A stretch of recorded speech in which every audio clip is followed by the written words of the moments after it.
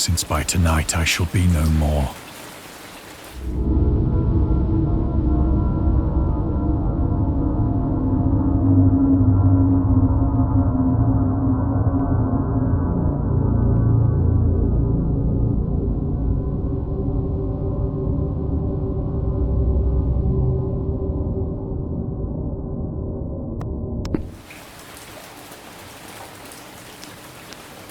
Penniless, and at the end of my supply of the drug which alone makes life endurable, I can bear the torture no longer, and shall cast myself from this garret window into the squalid street below. Do not think from my slavery to morphine that I am a weakling or a degenerate. When you have read these hastily scrawled pages, you may guess, though never fully realize, why it is that I must have forgetfulness or death.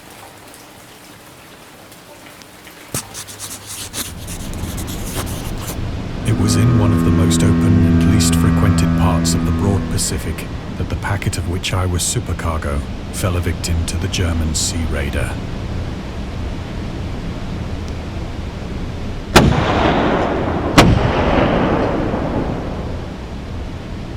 The Great War was then at its very beginning, and the ocean forces of the Hun had not completely sunk to their later degradation, so that our vessel was made a legitimate prize, whilst we of her crew were treated with all the fairness and consideration due us as naval prisoners.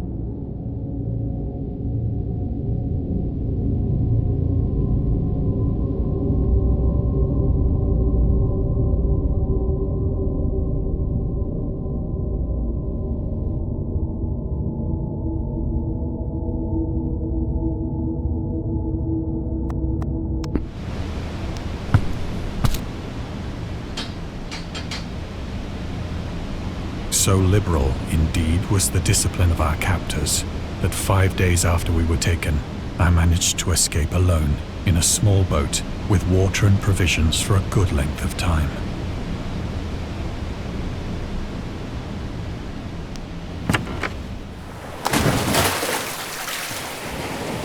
When I finally found myself adrift and free, I had but little idea of my surroundings.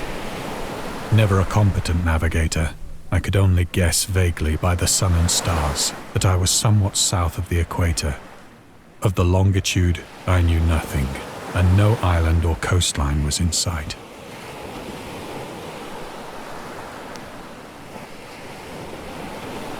The weather kept fair, and for uncounted days I drifted aimlessly beneath the scorching sun, waiting either for some passing ship or to be cast on the shores of some habitable land.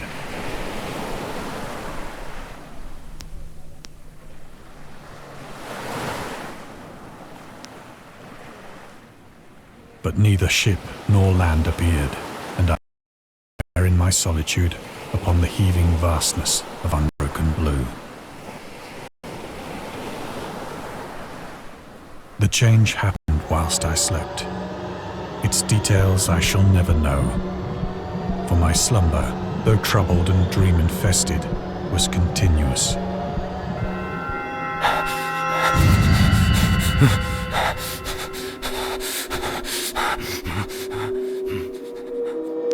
When at last I awoke, it was to discover myself half sucked into a slimy expanse of hellish black mire, which extended about me in monotonous undulations as far as I could see, and in which my boat lay grounded some distance away. Though one might well imagine that my first sensation would be of wonder at so prodigious and unexpected a transformation of scenery, I was in reality more horrified than astonished. For there was in the air, and in the rotting soil, a sinister quality which chilled me to the very core. The region was putrid with the carcasses of decaying fish and of other, less describable things which I saw protruding from the nasty mud of the unending plain. Perhaps I should not hope to convey in mere words the unutterable hideousness that can dwell in absolute silence and barren immensity. There was nothing within hearing and nothing in sight save a vast reach of black slime. Yet the very completeness of the stillness and the homogeneity of the landscape oppressed me with a nauseating fear. The sun was blazing down from a sky which seemed to me almost black in its cloudless cruelty, as though reflecting the inky marsh beneath my feet.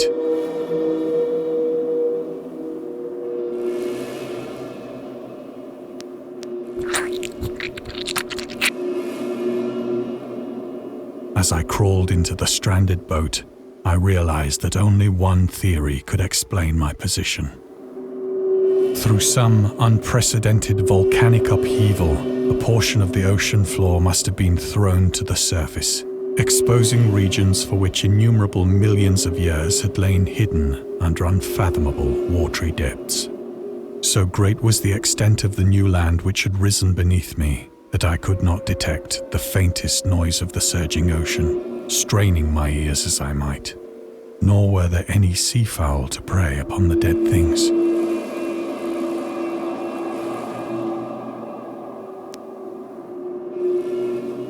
For several hours I sat thinking or brooding in the boat, which lay upon its side and afforded a slight shade as the sun moved across the heavens. As the day progressed, the ground lost some of its stickiness and seemed likely to dry sufficiently for traveling purposes in a short time.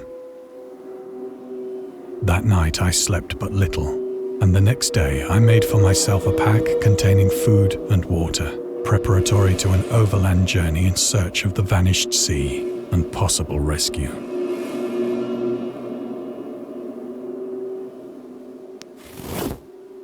On the third morning, I found the soil dry enough to walk upon with ease. The odor of the fish was maddening, but I was too much concerned with graver things to mind so slight an evil, and set out boldly for an unknown goal.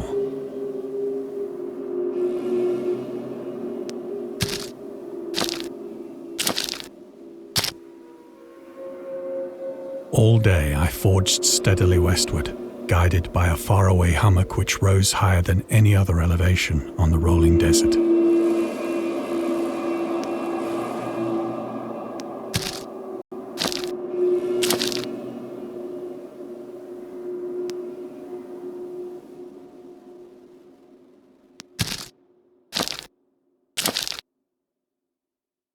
That night I encamped, and on the following day still travelled toward the hummock, though that object seemed scarcely nearer than when I had first espied it.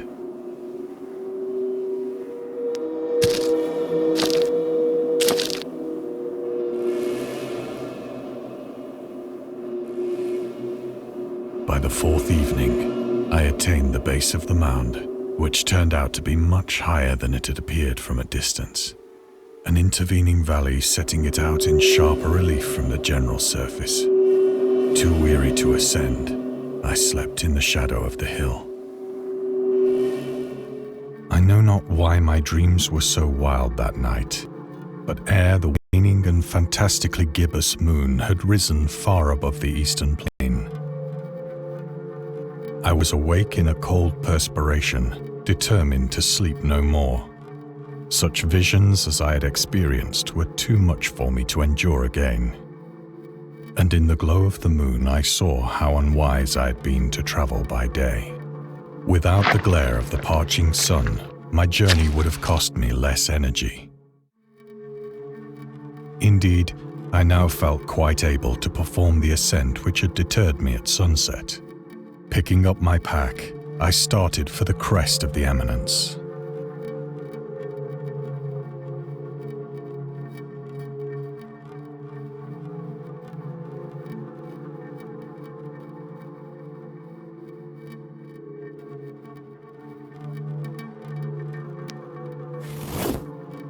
I have said that the unbroken monotony of the rolling plain was a source of vague horror to me. But I think my horror was greater when I gained the summit of the mound and looked down the other side into an immeasurable pit or canyon,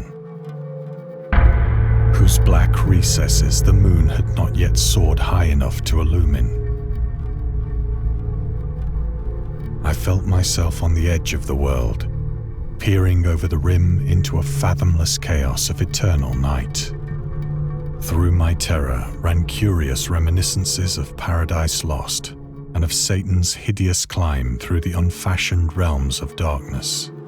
As the moon climbed higher in the sky, I began to see that the slopes of the valley were not quite so perpendicular as I had imagined.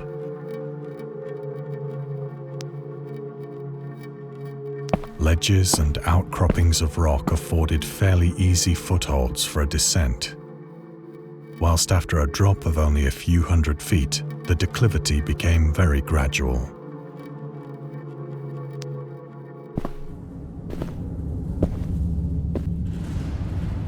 Urged on by an impulse which I cannot definitely analyze, I scrambled with difficulty down the rocks and stood on the gentler slope beneath, gazing into the Stygian deeps, where no light had yet penetrated.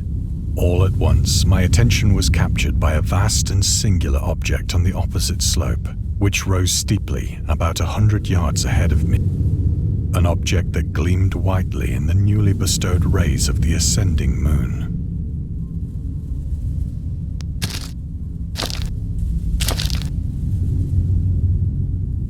That it was merely a gigantic piece of stone, I soon assured myself. But I was conscious of a distinct impression that its contour and position were not altogether the work of nature. A closer scrutiny filled me with sensations I cannot express.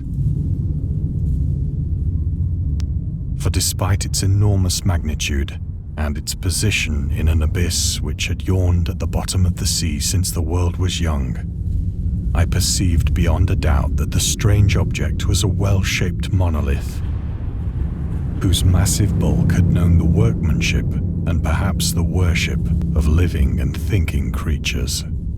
Dazed and frightened, yet not without a certain thrill of the scientist's or archaeologist's delight, I examined my surroundings more closely.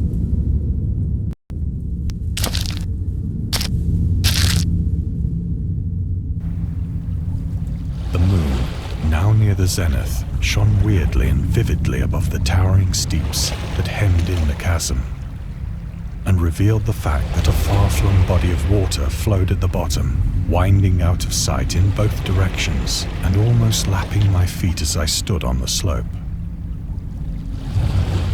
Across the chasm, the wavelets washed the base of the cyclopean monolith, on whose surface I could now trace both inscriptions and crude sculptures. The writing was in a system of hieroglyphics unknown to me and unlike anything I'd ever seen in books, consisting for the most part of conventionalized aquatic symbols such as fishes, eels, octopi, crustaceans, mollusks, whales, and the like. Several characters obviously represented marine things which are unknown to the modern world, but whose decomposing forms I had observed on the ocean-risen plain. It was the pictorial carving, however, that did most to hold me spellbound.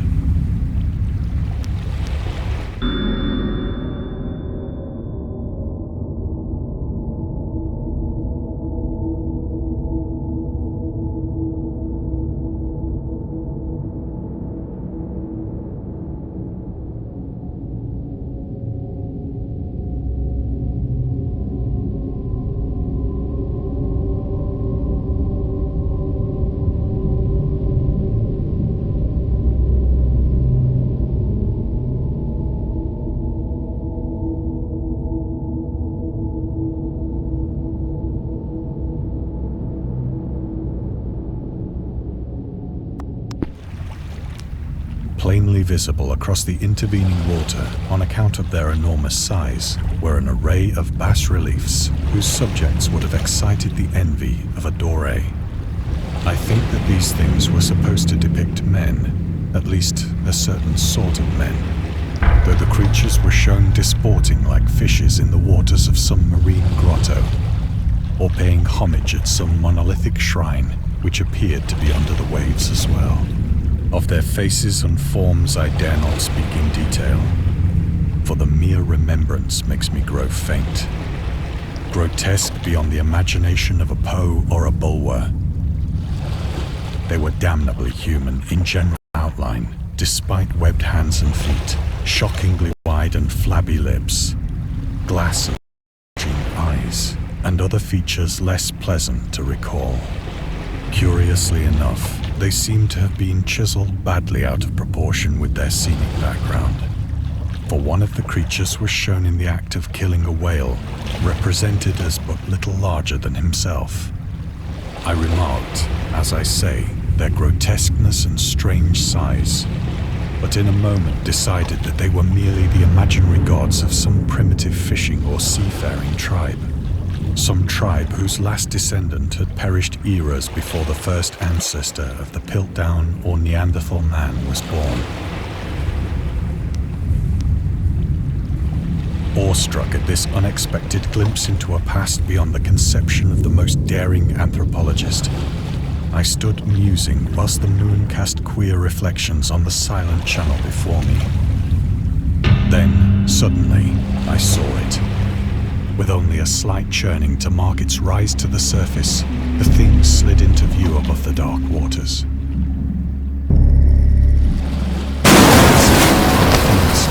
Loathsome, it darted like a stupendous monster of nightmares to the monolith, about which it flung its gigantic scaly arms, while it bowed its hideous head and gave vent to certain measured sounds.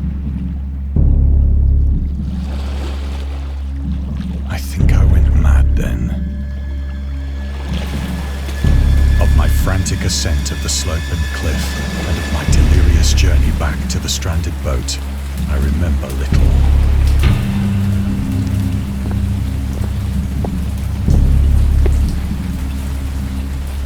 I believe I sang a great deal and laughed oddly when I was unable to sing.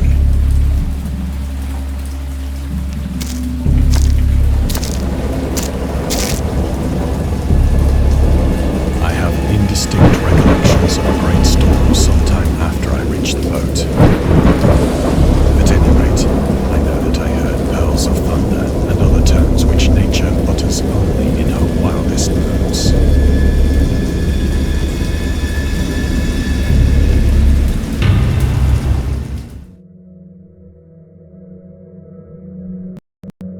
When I came out of the shadows, I was in a San Francisco hospital, brought thither by the captain of the American ship which had picked up my boat in mid-ocean. In my delirium, I had said much, but found that my words had been given scant attention. Of any land upheaval in the Pacific, my rescuers knew nothing, nor did I deem it necessary to insist upon a thing which I knew they could not believe.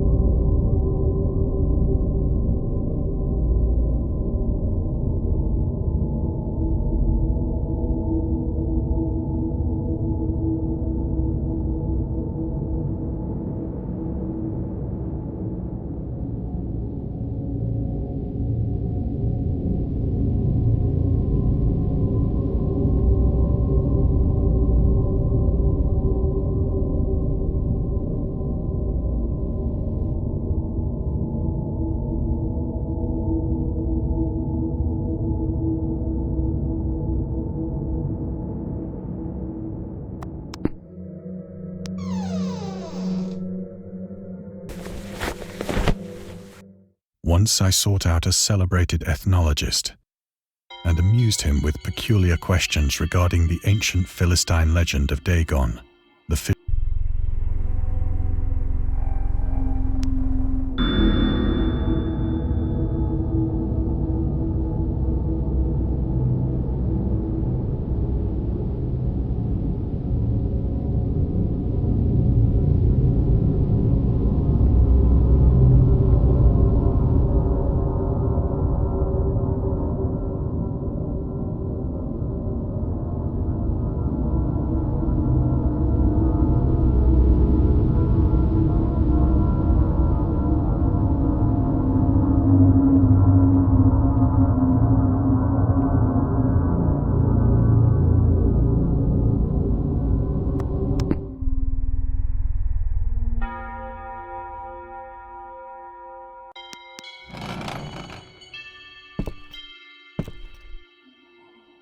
But soon perceiving that he was hopelessly conventional, I did not press my inquiries.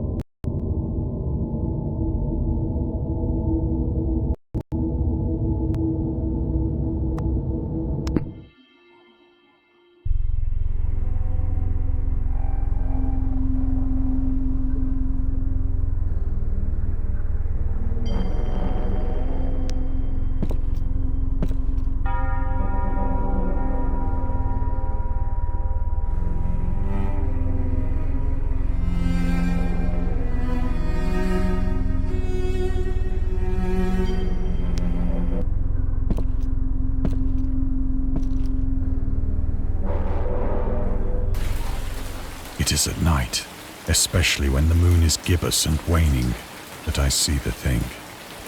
I tried morphine, but the drug has given only transient surcease and has drawn me into its clutches as a hopeless slave. So now I am to end it all, having written down for the information or the contemptuous amusement of my fellow men.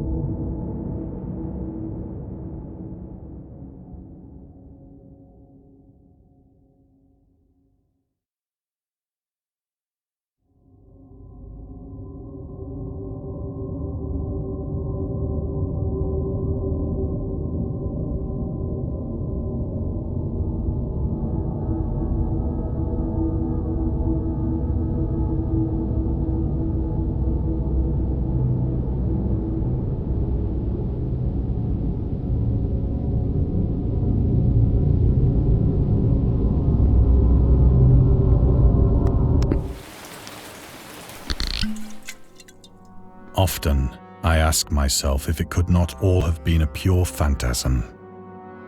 A mere freak of fever as I lay sun-stricken and raving in the open boat after my escape from the German man-of-war. This I ask myself, but ever does there come before me a hideously vivid vision in reply. I cannot think of the deep sea without shuddering at the nameless things that may at this very moment be crawling and floundering on its slimy bed, worshipping their ancient stone idols and carving their own detestable likenesses on submarine obelisks of water-soaked granite. I dream of a day when they may rise above the billows to drag down into their reeking talons the remnants of puny, war-exhausted mankind. Of a day when the land shall sink and the dark ocean shall ascend amidst universal pandemonium.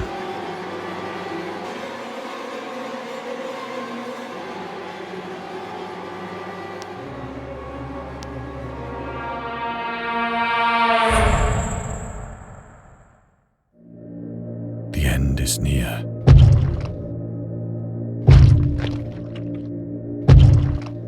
I hear a noise at the door, as of some immense slippery body lumbering against it.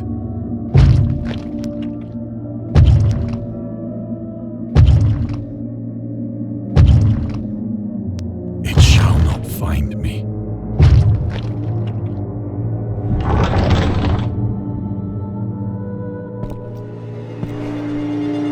God, that hand!